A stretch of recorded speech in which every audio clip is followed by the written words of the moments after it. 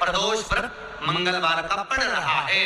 प्रदोष काल का दीप, प्रदोष काल की आराधना, प्रदोष काल की साधना और प्रदोष काल में परमात्मा का लिया गया नाम हमारे करोड़ों करोड़ों करोड़ों करोड़ों पुण्य को प्रबल कर देता है और हमारे पाप को छीन। प्रदोष व्रत मंगलवार का पड़ रहा है। मंगलवार की प्रदोष पड़ती है तो शिव काशी में निवास करते हैं। मंगलवार की प्रदोष रोग से मुक्ति देते हैं। मान लो आप प्रदोष का व्रत नहीं कर सकते, आप अगर व्रत नहीं कर सकते तो प्रदोष के दिन, प्रदोष काल में शाम का समय सूर्यास्त का कुछ पल कुछ घड़ी के पहले से लेकर बाद तक का प्रदोष काल के अंतर्गत आप शंकर जी के मंदिर में जाकर 1 लोटा पानी 5 बेलपत्र यज्ञ समर्पित करते हैं तो संपूर्ण प्रदोष का फल आपके भाग्य में प्रबल हो जाता है। व्यक्ति के रीढ़ की हड्डी में परेशानी हो या रीढ़ की हड्डी तकलीफ दे रही हो, पीठ का भाग तकलीफ दे रहा हो, डॉक्टर बोल रहे हो या कसर गया या कोई क्रम, मान लो कोई मस्तिष्क से जुड़ी बीमारी हो, ट्यूमर हो गया हो, कोई कुछ हो गया हो, गांठ पड़ गई हो मस्तिष्क के अंतर्गत, तो शिव महापुराण की कथा कहती है प्रदोष के दिन, जिस दिन मंगलवार की भौम प्रदोष का दिन हो महाराज, प्रदोष काल में प्रदोष के दिन शंकर भगवान को बीले का गुर्दा, जो बीला होता है बील फल का अंदर का गुर्दा था, शंकर के शिवलिंग पर प्रदोष काल में मल दिया गया। मलने के बाद थोड़ी देर बाद उसको उठा लिया जाए, शिव जी का अभिषेक पूजन स्नान करा दिया जाए, पूजन स्नान आदि सब कराकर दियाबत्ती लगाकर भगवान शंकर के मंदिर पर ही बाहर बैठकर उस गुर्दे का थोड़ा सा भाग मुख में पालो, थोड़ा सा भाग लेकर जाओ, 7 से 8 दिन तक उस भाग का प्रतिदिन सुबह के समय पर सेवन कर लीजिए। कुरिये की प्रॉब्लम हो या मस्तिष्क से जुड़ी हुई प्रॉब्लम हो वो समाप्त हो जाएगा। महाराज भौम प्रदोष के दिन मंगलवार प्रदोष का स्मरण जो सुख दिया है वो आनंद, मंगल का प्रदोष इस दिन पड़ रहा है, मंगल की त्रयोदशी तिथि पड़ रही है, प्रदोष व्रत मंगलवार का पड़ रहा है। और जिन लड़का लड़की को मंगल होते हैं, जिन कन्या और वर को मंगल होते हैं, केवल शंकर भगवान के मंदिर में जाकर चौमुखी दिया, 4 बत्ती का दिया आटे का, उसमें घी डालकर लड़की शंकर भगवान के मंदिर में मात्र 7 बार शंकर पे से उतार कर 3 बार स्वतः उतार कर शिव के मंदिर में रख देती है, उसका मंगल आड़े आता ही नहीं है, मंगल नहीं आता सामने। मंगल प्रदोष व्रत का इतना महत्व है महाराज। प्रदोष त्रयोदशी का मतलब अगर संसार के लोगों को मालूम पड़ जाए ये केवल साल भर में एक बार आती है महाराज, वर्ष में केवल एक बार मार्गशीर्ष मास के शुक्ल पक्ष की जो त्रयोदशी होती है इसको अनंत त्रयोदशी करते हैं। आज के दिन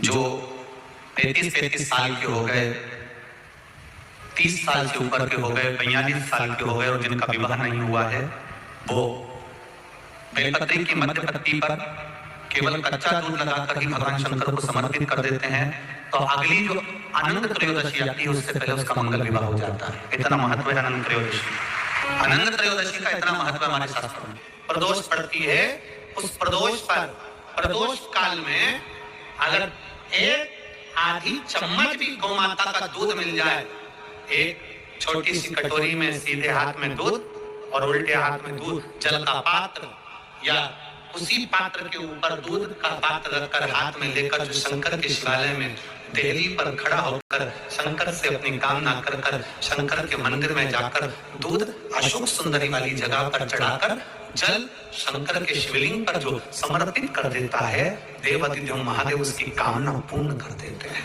पूर्ण कर। इस मास के शुक्ल पक्ष की जो त्रयोदशी होती है इसको अनंत त्रयोदशी करते हैं।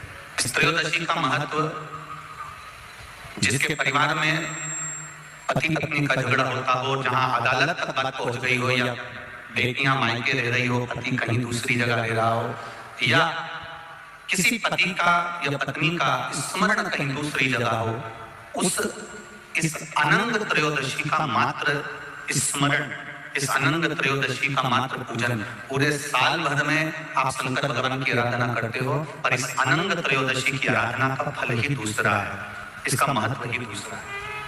त्रयोदशी ये जलाधारी है, माता पार्वती जी का हस्तकमल, ये शिवलिंग रखा हुआ है।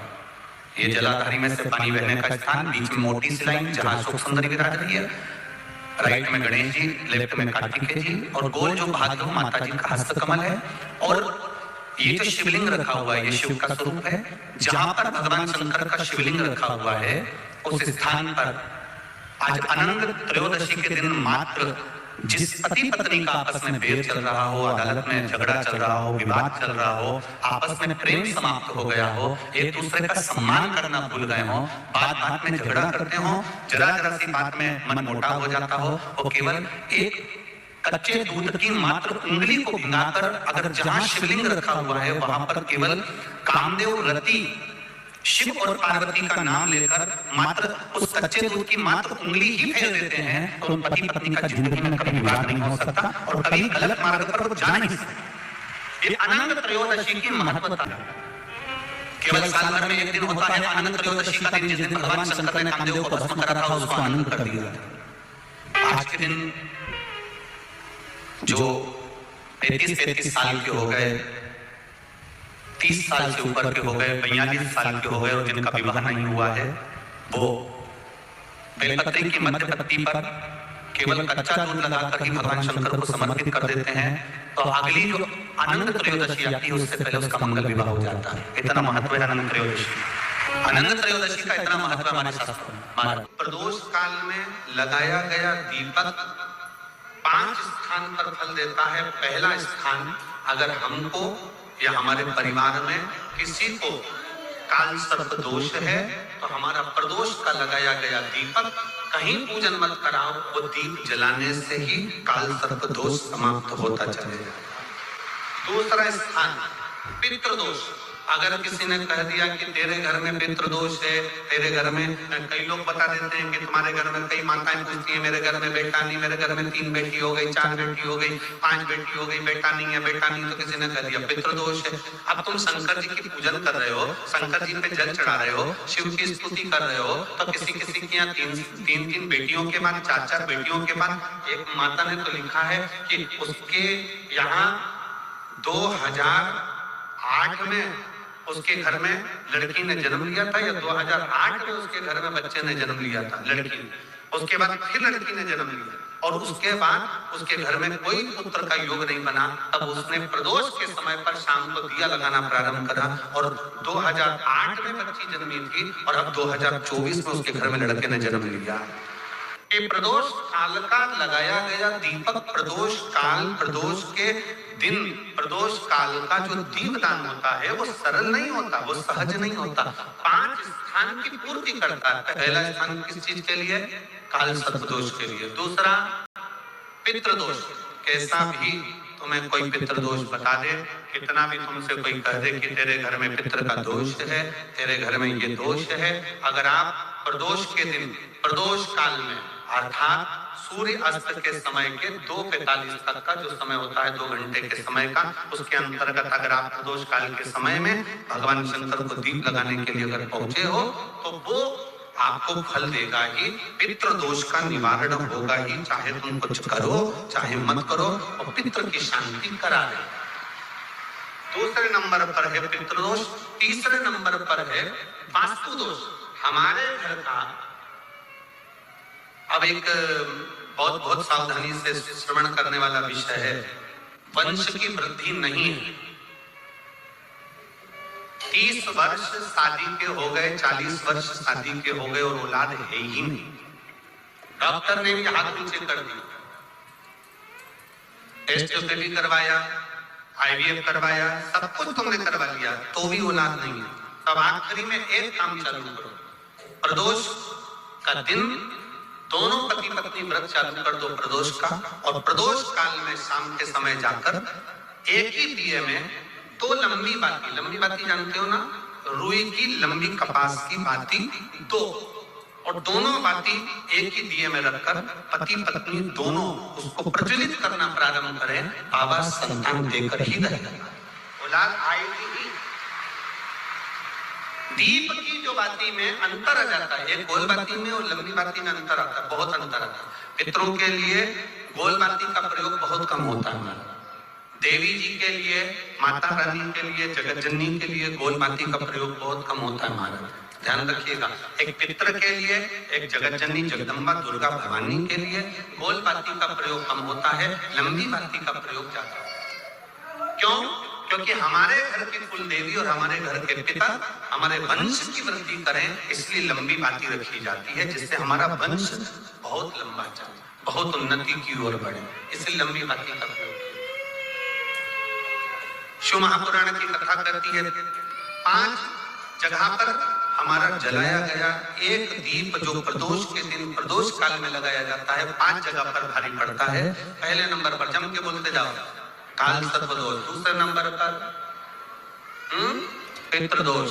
तीसरे नंबर पर घर का वास्तु दोष। हमारे घर में कितना भी वास्तु दोष है, कोई ने कह दिया यहाँ बाथरूम नहीं बनना थी, यहाँ पर शौचालय नहीं बनना था, यहाँ सीढ़ी नहीं बनना थी, वो सीढ़ी वहां बनना थी, ये सीढ़ी वहां बनना थी, तुम पूरा घर तोड़वा के देख लो, उसके बाद में जैसा वास्तु वाले वैसा करा कर देख लो, उसके बाद भी तुमको शांति नहीं मिले तो समझ लेना कि तुम्हारे घर में अब वास्तु दोष तो तुमने दिखाकर समाप्त कर लिया, फिर भी वो समाप्त नहीं हो रहा, तो प्रदोष काल का लगाया गया प्रदोष के समय का दिया आखिरी में वास्तु दोष को भी समाप्त कर देता है और उसमें भी फल प्रदान करता है। काल सर्प दोष, पितृदोष, वास्तु दोष। चौथे नंबर पर 1 रुपया कमाया, 100 रुपए खर्च हुआ, पैसा आया गया, ये चौथे नंबर का। व्यापार में थोड़े दिन दुकान अच्छी चली, थोड़े दिन बैठ गए, थोड़े दिन काम चला, थोड़े दिन बैठ गए, गाड़ी चली, थोड़े दिन फिर बैठ गए, अर्थात हमारी फैक्ट्री थोड़े दिन चली फिर बैठ गए, कहीं ना कहीं तकलीफ, थोड़े दिन खाते थोड़े दिन रोते वाला चल रहा है। तो प्रदोष काल का, प्रदोष के समय का दिया इस दुख को समाप्त कर कर रेगुलर एक जैसी सांझी, एक जैसी लक्ष्मी की वृद्धि करते चले प्रदोष काल का। और 5वें नंबर का प्रदोष काल का दिया, प्रदोष समय का दिया 5वें नंबर पर रोग का निवारण का, रोग निवारण।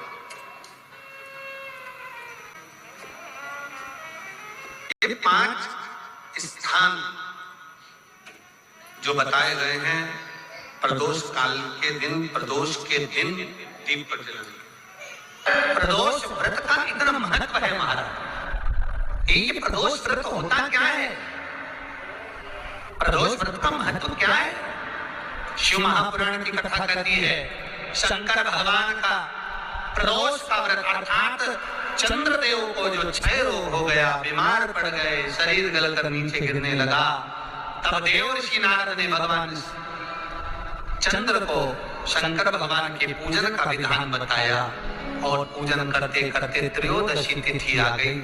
जिस त्रयोदशी के दिन चंद्रदेव ने सुबह से शाम तक कुछ नहीं खाया, शाम के समय सूर्य अस्त के पहले चंद्रदेव ने स्नान किया, श्वेत वस्त्र धारण करे और श्वेत वस्त्र धारण कर कर चंद्रदेव शंकर के शिवलिंग की पूजन करने बैठ गए। शंकर भगवान के शिवलिंग की पूजन जब चंद्रदेव ने करी, हाथ में अक्षत लेकर चंद्रदेव ने शंकर को समर्पित करे, ओम उमापति नमः कहकर जब चंद्रदेव ने शिव को समर्पित करे, भगवान शंकर त्रयोदशी के दिन प्रदोष समय में, प्रदोष काल में प्रकट हो गए और प्रकट होकर बोले, हे चंद्र, तुमने आज मेरा अनुरोधन किया है, आज मेरा स्मरण किया है, जाओ आज त्रयोदशी के दिन प्रदोष काल में मैं तुम्हारे शरीर को स्वस्थ करता हूँ। तब से ये प्रदोष व्रत प्रारंभ हुआ है महाराज। किसने करा है प्रदोष व्रत? भगवान विष्णु ने करा था। जब घोड़े का मुंह लगा है बनता, लक्ष्मी जी हंसती थी तो घोड़े का मुंह भगवान विष्णु का लगा, तब भगवान विष्णु ने प्रदोष व्रत करा था। भगवान विष्णु प्रदोष व्रत 11, 26, अवश्य करना चाहिए। या तो 11 करो या 26 करो, करना चाहिए। प्रदोष कोई साधारण सा व्रत नहीं है, प्रदोष कोई निम्नता व्रत नहीं है, सहजता का। एक एक प्रदोष का महत्व शास्त्र वर्णन करता, शिव महापुराण कहती है एक एक प्रदोष का महत्व। एक एक प्रदोष, सोमवार की अगर प्रदोष पड़ती है, बहुत ध्यान से सुनना मानो, सोमवार की प्रदोष पड़ती है तो शंकर भगवान कैलाश पर निवास करते हैं। मंगलवार की प्रदोष पड़ती है तो शिव काशी में निवास करते हैं। बुधवार की प्रदोष पड़ती है तो शिव रजत भवन में निवास करते हैं। गुरुवार की प्रदोष पड़ती है तो शिव गंगा के स्थल पर निवास करते हैं। शुक्रवार की अगर प्रदोष पड़ती है तो शिव नीलकंठ पर विराजमान होते हैं। शनिवार की अगर प्रदोष पड़ती है तो शिव शमी के वृक्ष के नीचे रहते हैं। और रविवार की जब प्रदोष पड़ती है तो शिव बेलपत्र के पेड़ के नीचे निवास करते हैं। महाराज, ये एकादशी शंकर से कह रही है कि आपका स्थान ये नहीं कि आप कैलाश पर मिले, उस बार को उस तिथि के लिए, उस अनुकूल।